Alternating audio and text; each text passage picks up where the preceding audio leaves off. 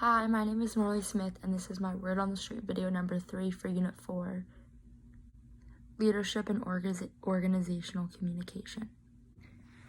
I'm going to be going within the field of communicative constitution of organizations, and within that there are 4 different flows of communication, one which is membership negotiation, which is the term that I'm going to be covering today.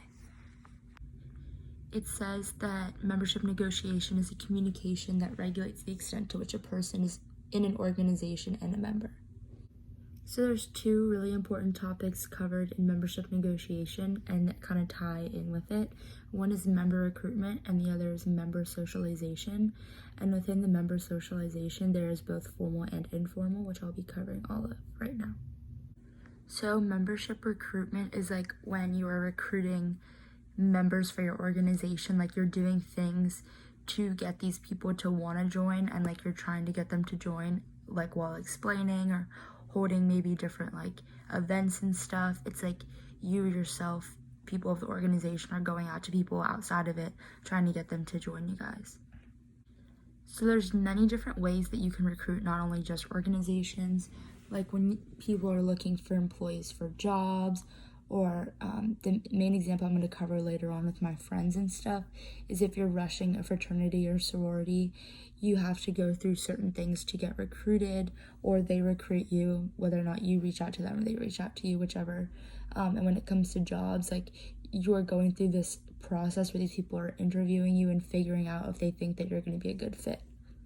And the second one was member socialization, which is like once you're already recruited, whether it be the organization or the job or whatever, you need to be socialized with that group.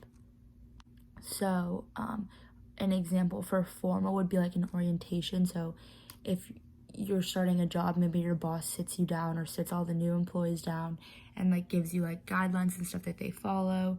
Or when it comes to Greek life, like I remember in the beginning when starting, like all of the new pledge class had to go to like this one room, and the head of Greek life, not even their own sorority or fraternity, all the freshmen were like in the same room, and they explained to them like strictly like what they will put up with and what they won't, and like how certain things run and stuff. So it's kind of like the form would be like an over brief, and the other one was informal, which is talking to members within the group.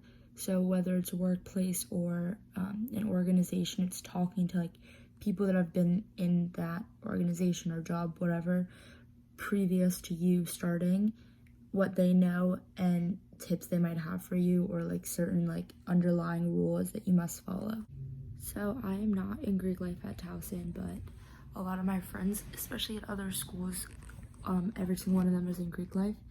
And so I asked them 2 questions, one of which being how did they initially get into their fraternity or sorority, and 2, once they got in, how did they learn like the gist of things. And with that, they all sent me videos explaining the 2 questions, but I further found that every single question was the same, so I thought I was just going to explain what they said. So every single one of them said that they went through rush when joining their fraternity or sorority, which is like, well, the first 2 days is recruitment, and you go to all however many houses there are at your school, and like you talk to each sorority and stuff, and you like get to know them. And then furthermore, the next day and stuff, you get to learn about their philanthropy, and then days after that you have more like one-to-one. So the whole point of the rush recruitment is to see like where you think you belong. So it's like they choose you, you choose them type of thing. Like if one of you doesn't choose the other, then you don't get each other. And it's like kind of to see like where they would fit best. It's kind of like an interview, like choosing, but you're the interviewer, like interviewing the employees almost, because like in the end it's your decision which organization you choose. And when it came to socialization, it was all kind of the same thing, and they all went through both formal and informal. So like formal wise was once they were initiated into Greek life, they were put in a room with every person from every sorority, and like the head of Greek life, like I said earlier, gave them like a rundown of everything.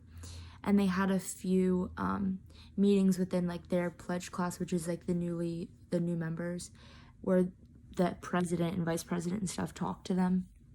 But then a lot of them said that they actually learned more through the informal, which is like talking to the other members. that had already been in there for longer, because they kind of got more of an insight of like not just the basics that are seen, but kind of the behind the scenes and like what they were really getting themselves into with people that maybe weren't the president or the vice president and are. So to tie this all together, what I really within this topic, it's kind of shown in almost every setting, and I can relate most to it in job settings because I have had lots of jobs, I've had lots of interviews. I think that's the most like relevant to the majority of people, that they can relate to this definition.